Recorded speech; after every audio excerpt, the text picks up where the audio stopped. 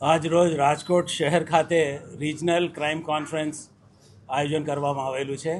એમાં ખાસ કરીને રાજકોટ શહેર, Rajkot range, Junagadh range, Bhavnagar range જેમાં સમાવેશ થતા તમામ જિલ્લાઓને ક્રાઇમનો મૂલ્યાંકન કરવામાં આવેલું છે.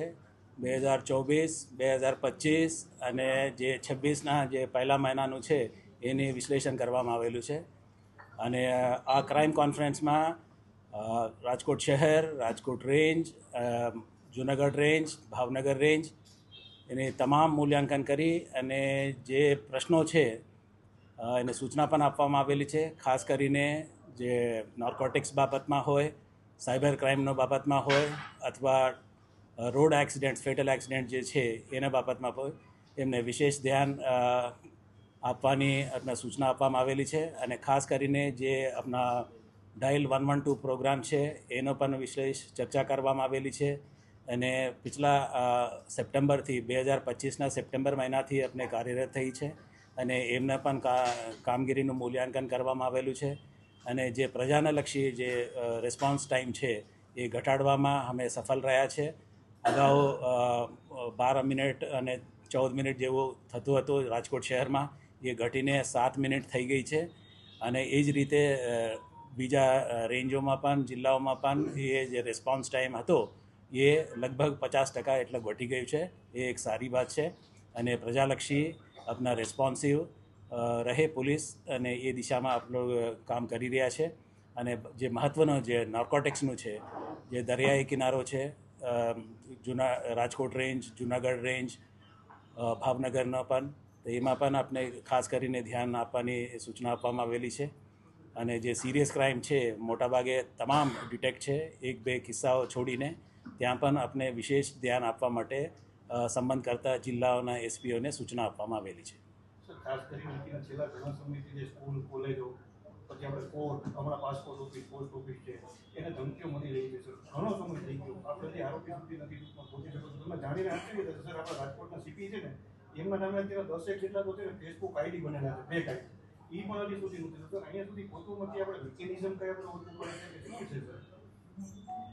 એક સંવેદનશીલ બાત છે એ જે આપ કહો છો એ હું અવગત છું કે ખાસ કરીને જે હોક્સ કાલ આવે છે સ્કૂલો ઉપર, કોર્ટના ઉપર અને સરકારી કચેરીઓ ઉપર, અને આપને જે કહ્યું છે કે ફેક આઈડી બનાવવાની, એના બાબતમાં પણ અમને વિસ્તૃત ચર્ચા થઈ છે કે એમાં જે રીતે જે ફોરેન બેઝડ VPN યુઝ કરીને આપણા ઈમેલ્સ મોકલતા હોય છે અને ફેક કોલ્સ મોકલતા હોય છે, તો એને પણ અમે તપાસ કરી રહ્યા છે. અમે સોર્સ સુધી પહોંચી ગયું છે, પણ સોર્સ અમુક સમયે દેશની બહારનું પણ હોય, તો એ દિશામાં પણ અમારી સેન્ટર ઓફ એક્સલન્સ અને જે હાઈએસ્ટ લેવલના જે ક્રાઇમ બ્રાન્ચના જે ટીમો છે એ કાર્યરત છે.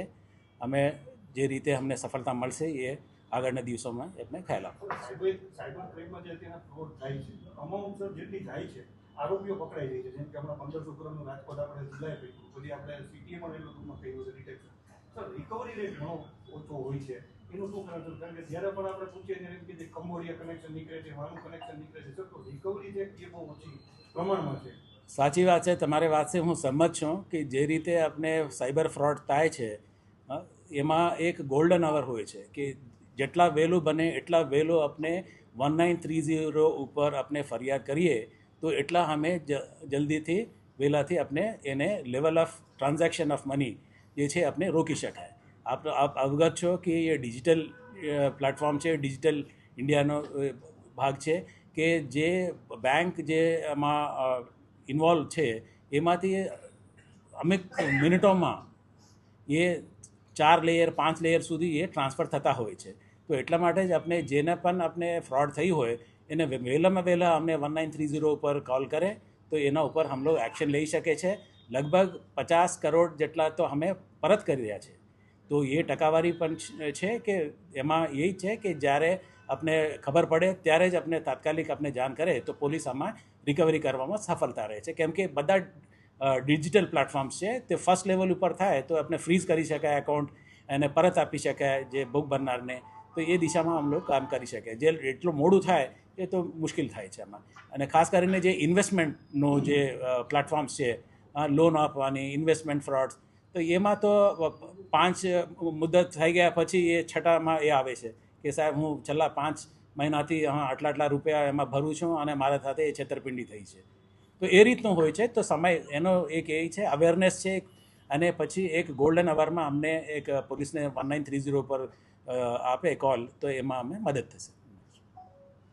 19:30 ઉપર જે ફોન કરે છે પછી સર એ ગોલ્ડન અવર આપણે ટૂંકમાં માની લો કે 1 કલાકમાં થઈ જાય છે. 19:30 ઉપર ફોન કર્યા પછી અમાઉન્ટ ફ્રીઝ થઈ ગઈ છે કે પછી શું કર્યું લોકોને નથી સમજાતું, કારણ કે એમાં છે ને એ લોકો થોડું ઘણું વેર થઈ જાય. એમાં એસઓપી આખી બની હુઈ છે અને આપ સાયબર પોલીસ સ્ટેશન જે કાર્યરત છે જિલ્લાઓમાં અને શહેરમાં પણ, એ લોકોને સંપર્ક કરશો તો આખું એસઓપી આપને સમજાવશે, બતાવશે. અને એ આપની માધ્યમથી તમારા લોકોને પણ આપણે અવગત કરવા માગું છું અને એડ્યુકેટ અવેરનેસ કરવા માગું છું કે જે એસઓપીને આપણે પાલન કરીએ તો અમે મોટા ભાગે એમાં સફળતા મળી શકે છે. જંગલેશ્વરમાં આજ તમે જવાના છો, સૌથી મોટું ડિમોલેશન થયું, લો એન્ડ ઓર્ડરની સ્થિતિ પણ સારી જળવાઈ રહી, એક પણ અનિચ્છનીય ઘટના નથી બની.